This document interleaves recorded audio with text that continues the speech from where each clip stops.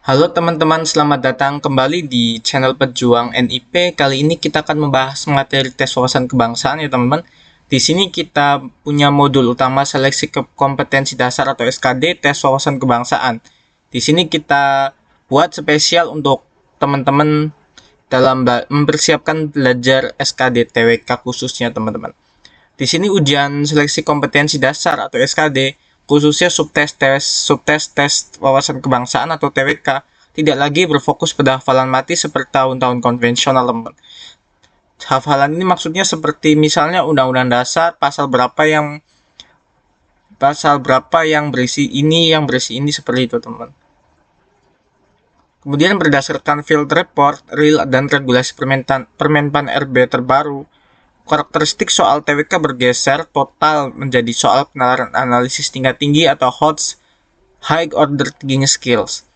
Teman-teman di sini akan dihadapkan pada narasi studi kasus, dilema moral, benturan kepentingan di dunia kerja birokrasi, serta analisis tes yang panjang, teman-teman. Konsep-konsep historis dan yuridis kini diuji lewat bagaimana teman-teman mengimplementasikannya sebagai seorang aparatur sipil negara. Jadi di sini teman-teman dituntut sebagai orang yang sudah menjadi ASN, teman-teman, dimanapun penempatan teman-teman berada. Modul komprehensif ini disusun secara mendalam tanpa potongan, mencakup seluruh materi utama yaitu teman-teman nasionalisme, integritas, bela negara, pilar negara yang di dalamnya mencakup Pancasila, Undang-Undang Dasar 1945, NKRI dan Bhinneka Tunggal Ika, dan kemudian ada bahasa Indonesia teman-teman, yang dimana bahasa Indonesia ini soalnya seperti kalimat efektif, gagasan utama, seperti itu ya teman-teman. Lengkap dengan bedah penalaran berbasis FR operasional di lapangan. Oke, kita masuk ke bab 1 ya teman-teman. Di sini kita punya tema nasionalisme. Di sini nasionalisme dalam kisi-kisi terbaru didefinisikan sebagai kemampuan mewujudkan kepentingan nasional melalui cita-cita dan tujuan yang sama dengan tetap mempertahankan identitas nasional, teman-teman. Soal-soal modern tidak menanyakan definisi nasionalisme, melainkan menguji bagaimana seorang calon ASN mampu mendahulukan kepentingan publik di atas kepentingan golongan atau daerah tanpa terjebak dalam chauvinisme. Chauvinisme itu apa sih teman-teman? Nasionalisme sempit yang ekstrim, yang menganggap bahwa bangsa sendiri itu lebih tinggi dari bangsa lain dan merendahkan bangsa lain tersebut. Oke, kita masuk ke 1.1 ya teman-teman, bagian dari bab 1 mengenai topik evolusi pemikiran nasionalisme Indonesia. Nasionalisme Indonesia memiliki keunikan karena tidak tumbuh dari kesamaan etnis atau agama, teman-teman, melainkan dari kesamaan nasib yang dalam bahasa asing yaitu Schicksalsgemeinschaft akibat penindasan kolonial.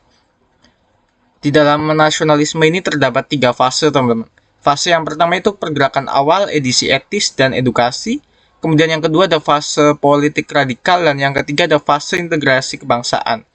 Yang pertama itu fase pergerakan awal, teman-teman. Di dalamnya ada edisi etis dan edukasi. Di dalam fase pergerakan awal ini disebut kebijakan politik etis, teman-teman. Di dalamnya ada edukasi, irigasi, dan emigrasi. Emigrasi di awal abad ke-20 yang melahirkan golongan elit baru yang terdidik. Yang mana dari golongan bumi putra, teman-teman. Dari golongan asli bangsa Indonesia. Yang dulunya bernama Hindia Belanda ya teman-teman. Organisasi Budi Utomo lahir pada tanggal 28 Mei 1908 yang menandai titik awal nasionalisme kultural. Meskipun awalnya terbatas pada etnis Jawa dan Madura, pola pergerakannya mengubah paradigma perjuangan dari yang semula bersifat kedaerahan fisik menjadi organisasi modern yang terstruktur. Jadi, dalam fase pergerakan awal ini, teman-teman, kata kuncinya adalah lahirnya organisasi Budi Utomo pada tanggal 28 Mei 1908 yang menjadi pencetus nasionalisme itu, teman-teman. Kemudian masuk kepada fase yang berikutnya yaitu fase politik radikal, di mana dalam fase ini muncul Sarekat Islam, teman, atau disingkat SI, yang memasalkan gerakan diikuti oleh Independentis yang secara tegas menyuarakan kemerdekaan dan konsep Indirs, yang mana semua orang yang menetap di Hindia Belanda. Kemudian lanjut kepada fase yang ketiga, teman-teman, fase integrasi kebangsaan, yaitu puncaknya terjadi pada kerapatan pustaka atau Kongres Pemuda II yang melahirkan Sumpah Pemuda pada tanggal 28 Oktober 1928 ya teman-teman.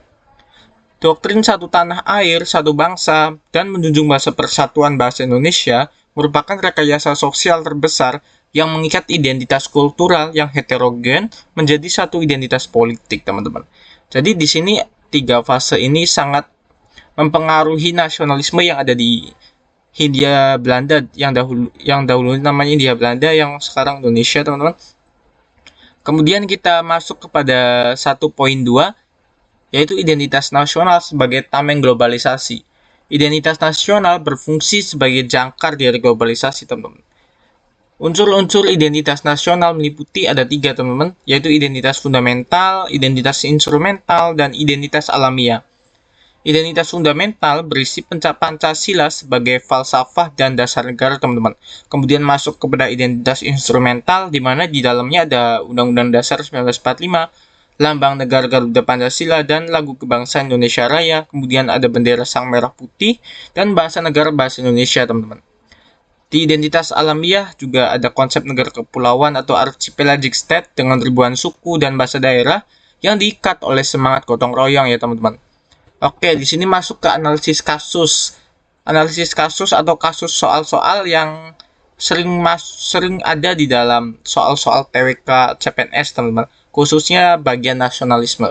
Di era digital, tantangan nasionalisme bergeser ke ruang cyber. Contoh soal yang sering keluar adalah maraknya preferensi masyarakat terhadap produk luar negeri atau budaya asing, K-pop, westernisasi yang mengurus industri lokal.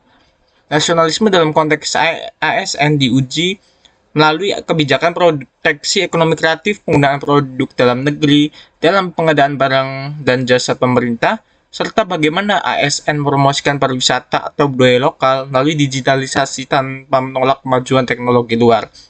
Jadi di sini kita dituntut untuk tidak menggerus budaya sendiri, teman-teman, tapi kita menyesuaikan, kita walaupun ngefans dengan K-pop atau budaya luar negeri, tapi kita tidak merendahkan budaya sendiri dan justru lebih melestarikan budaya kita sendiri, teman-teman. Terus kemudian kita juga harus mengutamakan produk-produk dalam negeri, teman-teman, dibanding produk luar negeri. Walaupun istilahnya harga produk dalam negeri sedikit lebih mahal dibanding produk luar negeri, seperti itu, teman-teman. Kemudian kita juga sebagai ASN dituntut untuk bisa mempromosikan pariwisata atau budaya lokal melalui digitalisasi tanpa menolak kemajuan teknologi luar. Oke, lanjut ke poin 1.3, teman-teman, praktik nasionalisme dalam birokrasi. Di sini kita sebagai ASN, penerapan nasionalisme diukur dari netralitas, teman-teman. ASN dilarang keras terlibat dalam politik praktis atau menunjukkan keberpihakan pada kontestasi pilkada atau pemilu. Oke, teman-teman, jadi di sini ASN tidak boleh melakukan atau bekerja sebagai tim ses dari paslon tertentu, ya teman-teman. Keberpihakan pada satu paslon atau partai politik merupakan pelanggaran berat terhadap prinsip nasionalisme, karena ASN bertugas melayani seluruh warga negara tanpa memandang preferensi politik. Oke, kita lanjut ke bab 2, teman-teman. Kita di sini punya topik integritas sebagai pilar utama anti korupsi ASN, teman-teman. Integritas diartikan sebagai keselarasan antara pikiran, perkataan, dan perbuatan yang berlandaskan pada norma hukum, moral, dan etika profesi. Berdasarkan kisi-kisi kedinasan dan CPNS, porsi materi integritas sangat menekankan pada konsep anti korupsi yang dirilis oleh Komisi Pemberantasan Korupsi, yakni 9 nilai integritas yang dibagi ke dalam 3 aspek inti. Oke, teman-teman, kita langsung masuk kepada 2.1, yaitu matriks 9 nilai integritas KPK. Di sini untuk mempermudah pemahaman analitis, 9 nilai tersebut dipetakan dalam tabel berikut, teman-teman. Yang pertama yaitu aspek inti atau personal. Di sini nilai integritasnya yaitu jujur, peduli, dan mandiri, teman-teman.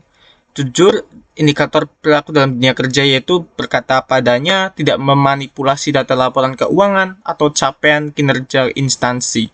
Kemudian ada peduli. Peduli ini yaitu memiliki empati terhadap rekan kerja dan masyarakat, serta tanggap terhadap penyimpangan yang ada di sekitar kita, teman-teman.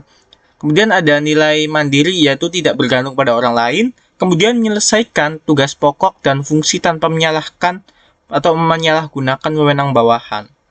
Kemudian ada aspek yang kedua yaitu sikap, teman.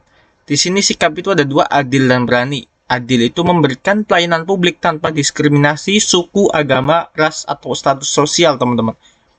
Kemudian ada nilai berani. Berani itu dalam konteks ini adalah berani menolak perintah atasan yang bertentangan dengan undang-undang. Kemudian berani melapor melalui whistleblowing system, teman-teman.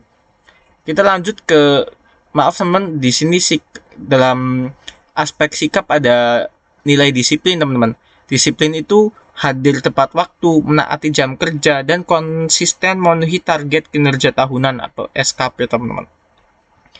Kemudian kita masuk kepada aspek etos kerja, teman. Di sini nilainya mencakup kerja keras, sederhana, dan bertanggung jawab. Kerja keras itu menuntaskan pekerjaan dengan performa maksimal, mencari solusi kreatif atas keterbatasan anggaran negara. Kemudian ada sederhana, yaitu menolak gaya hidup mewah, hedonisme, dan flexing, teman-teman. Kemudian menyelaraskan penampilan dengan pendapatan resmi. Oke, kemudian yang nilai terakhir yaitu yang ke-9, bertanggung jawab. Yaitu dalam hal ini adalah siap menerima sanksi atau menanggung resiko dari setiap keputusan jabatan yang diambil. Seperti itu ya, teman-teman. Oke, kemudian kita masuk ke 2.2, fenomena korupsi dan konflik kepentingan atau conflict of interest. Dalam soal-soal penalaran TWK terbaru, teman-teman seringkali disajikan kasus abu-abu atau gray area yang menjebak, teman-teman. Konsep dasarnya meliputi pemahaman mendalam atas tindakan berikut. Yang pertama itu gratifikasi.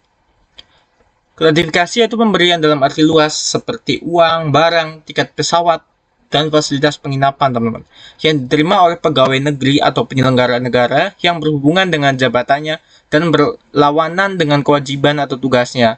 Regulasi mewajibkan ASN melaporkan setiap penerimaan gratifikasi kepada KPK maksimal 30 hari sejak diterima, teman-teman. Kemudian setelah itu ada suap atau dalam bahasa asing itu bribery. Suap ini adalah tindakan transaksional di mana pemberian dilakukan secara sadar untuk mempengaruhi keputusan atau kebijakan pejabat publik secara langsung, teman-teman. Ada unsur quid pro quo atau sesuatu untuk sesuatu, teman-teman.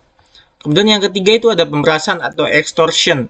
Di sini inisiatif meminta uang atau fasilitas datang dari pihak pejabat publik dengan cara memaksa atau mengancam akan mempersulit layanan jika tuntutannya tidak dipenuhi, seperti itu, teman. Kemudian di sini ada peringatan penting untuk ASN, teman. Konflik kepentingan terjadi ketika kepentingan pribadi, ya seperti keluarga, bisnis, dan kelompok berbenturan dengan kepentingan tugas kedinasan. Contohnya seperti ini, teman-teman. Di sini kita sebagai ASN menjadi panitia lelang proyek di mana salah satu vendornya adalah perusahaan milik kerabat dekat.